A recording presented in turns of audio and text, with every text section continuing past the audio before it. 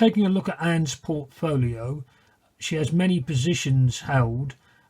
Some she's intending them to be swing trades. When the price go up, take a small profit. Some are more longer term sort of trades and just hanging on in there. Her main one is Coca-Cola, where she has taken a profit and reinvested it in other stocks and shares, and also she's benefited from a dividend. So she has positions in 1, 2, 3, 4, 5, 6, 7, 8 stocks, but a much overlooked position, which people do not consider being a position, but it very much is a position of holding cash.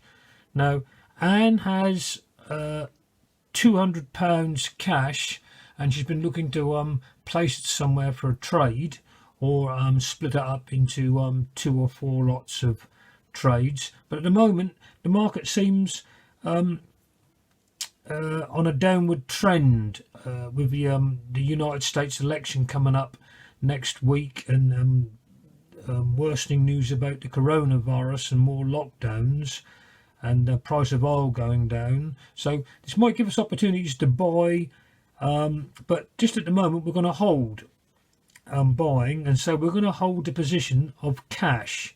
So this is a very important position, which a lot of traders don't look upon as being a position, because they always want to get their money out there doing something. Well, we've got £200 sitting there waiting for the next opportunity.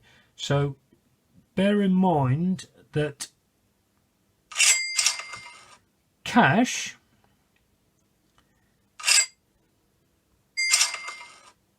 is a definite option when it comes to trading.